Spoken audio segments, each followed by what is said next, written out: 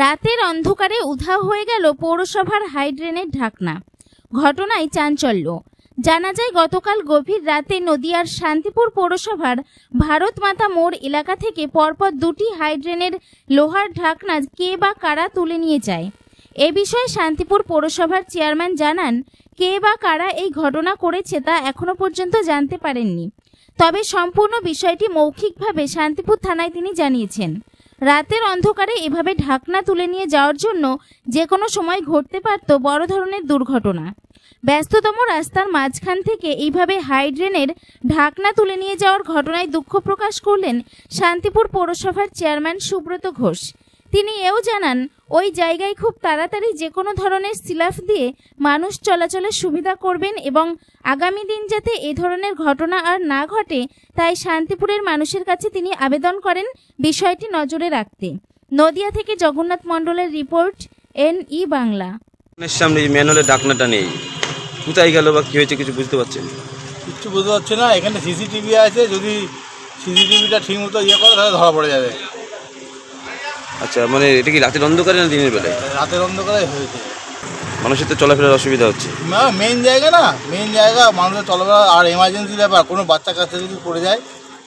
তো শান্তিপুর পৌরসভা থেকে এসেছিল? হ্যাঁ, পৌরসভা থেকে ঠিক বলতে পারলাম না, কয়েকজন এসে এরকম ছবি, এরকম ক্যামেরায় ছবি তুলে নিয়ে গিয়েছে। এটা কবে ঘটেছে?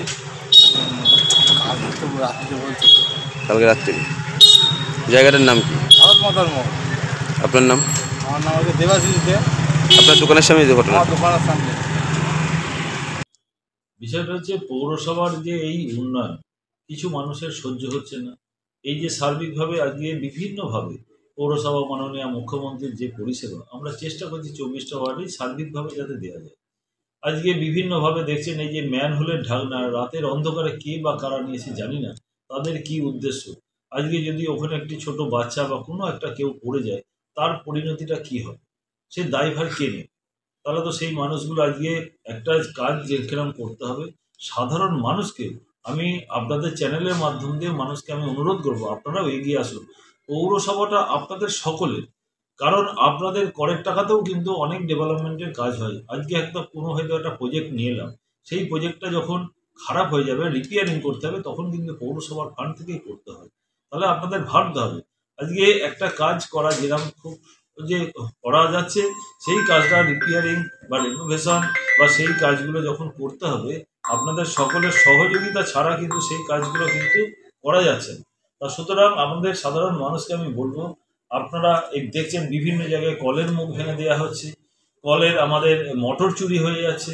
কিছুদিন আগে আমাদের যে মোশন ঘাট সেখানে আপনারা দেখছেন গ্রিলটাকে ভেঙে নিয়ে চলে যাচ্ছে। আমি সাধারণ মানুষ, তাদের এই সামান্য ওইখান থেকে ওইটা বিক্রি করে তারা কটা পয়সা পাবেন, কত পয়সা পাবেন আমি জানি না। এই যে মানুষের যে মানে সমস্ত উন্নয়নমূলক কাজের যে ক্ষতি হচ্ছে, এটা কিন্তু শান্তিপুরের মানুষের ক্ষেত্রে একটা খুব মানে বাজে স্থান হচ্ছে।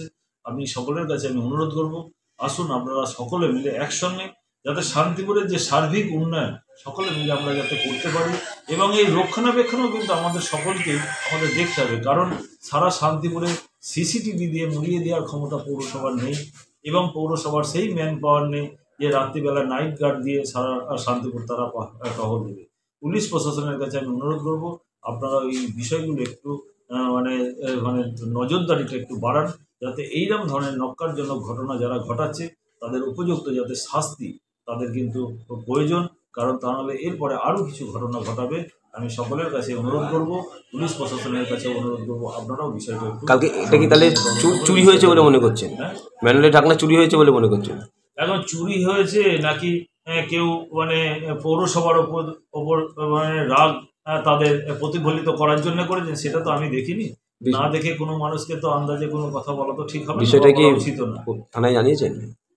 না, বিষয়টা হচ্ছে আমি মানে আপনাদের মাধ্যম দিয়েও জানিয়েছি, আমি পুলিশ প্রশাসনকেও বিষয়টা জানিয়েছি, কথা বলছি, কিন্তু লিখিতভাবে কিছু পুলিশ প্রশাসনের কাছে জানাইনি। বিষয়টা আমি অবশ্যই পুলিশকে বলবো বিষয়টা সহযোগিতা তদন্ত করে যাতে উপযুক্ত দোষীরা শাস্তি পায়, এটা দেখার জন্য। যেভাবে তুলে নিয়ে গেছে ম্যানুয়ালের ঢাকনা, যে কোনো মুহূর্তে বড় ধরনের দুর্ঘটনা ঘটতেই পারত। অবশ্যই একটা বড় ঘটনা ঘটতেই পারতো, কিন্তু মানুষের নজরে এসছে, মানুষ বিষয়টা জানিয়েছে, এবং আমরা সঙ্গে সঙ্গে ওইখানে একটি অন্তপক্ষে স্বাভাবিকভাবে গাছের ডাল বা ইয়ে দিয়ে কিছুটা, যাতে মানুষ যে বুঝতে পারে ওই জায়গাটা কিছু একটা ঘটেছে। কারণ ওই জায়গাটা তৈরি করতে গেলে আমাকে একটা টাইম লাগবে, কারণ তার নির্দিষ্ট মাপ করে তার ঢাকনা তৈরি করতে হবে, তৈরি করে তারপরে সেখানে লাগাতে হবে। সেই যতক্ষণ পর্যন্ত না হচ্ছে মানুষকে একটু সাবধানে চলাফেরা করার জন্য আমি অনুরোধ করি।